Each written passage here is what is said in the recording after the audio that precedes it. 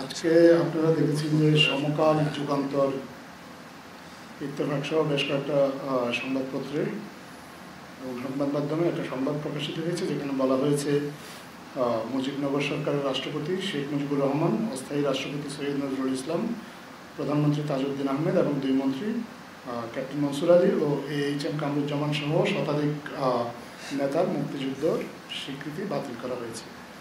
এই খবরটি সম্পূর্ণ মিথ্যা, ভুয়া, ভিত্তিহীন এবং বিভ্রান্তিকর।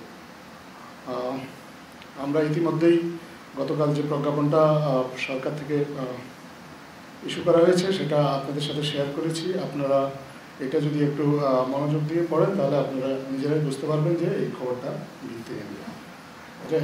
এছাড়াও আমরা নিজেরা আমাদের মুক্তিযুদ্ধ বিষয়ক মন্ত্রণালয় আজকে একটা সংবাদ সম্মেলন করে এ বিষয়ে তাদের অবস্থানটা ব্যাখ্যা করেছেন। আমরা নিজেরাও মুক্তিযুদ্ধ বিষয়ক মন্ত্রণালয়ের দায়িত্বপ্রাপ্ত উপদেষ্টা ফারুকী আজম জনাব, ওনার সাথে কথা বলেছি। উনি আমাদেরকে জানিয়েছেন পরিষ্কারভাবে মুজিবনগর সরকারে যারা ছিলেন তারা মুক্তিযোদ্ধা, যারা সশস্ত্রভাবে মুক্তিযুদ্ধ করেছে, যারা পরিচালনা করেছে তারাও মুক্তিযোদ্ধা, তবে এই সরকারের কর্মকর্তা কর্মচারী তারা সহযোগী মুক্তিযোদ্ধা। তিনি জানান জাতীয় মুক্তিযোদ্ধা কাউন্সিল অধ্যাদেশ অনুযায়ী স্বাধীন বাংলা বেতার কেন্দ্র সহ কূটনীতিকরা সহযোগী মুক্তিযোদ্ধা। সহযোগী মানে এই নয় যে তাদের সম্মান ক্ষুণ্ণ করা হয়েছে।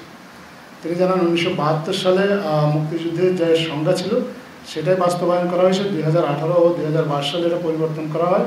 মুক্তিযোদ্ধা ও মুক্তিযুদ্ধের সহযোগী দুইয়ের সম্মান, মর্যাদা এবং সুযোগ সুবিধা একই থাকবে।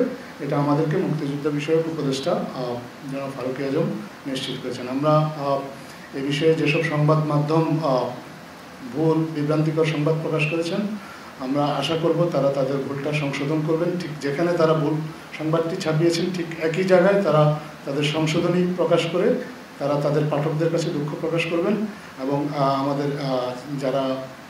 আমাদের বাংলাদেশের মানুষ যাদেরকে তারা বিভ্রান্ত করেছেন এই ভুল সংবাদ দিয়ে তাদের কাছেও দুঃখ প্রকাশ করবেন।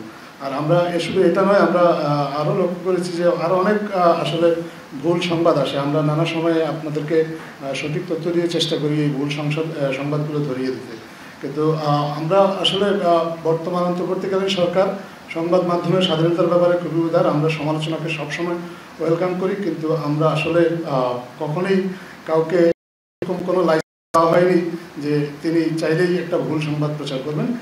যারাই এখন থেকে এই ধরনের ভুল সংবাদ প্রকাশ করবেন বা বিভ্রান্তিকর প্রকাশ করবেন যেগুলো আমাদের মানুষকে বিভ্রান্ত করবে, সরকার তাদের বিরুদ্ধে প্রয়োজনীয় আইনানুগ ব্যবস্থা গ্রহণ করবে। ধন্যবাদ।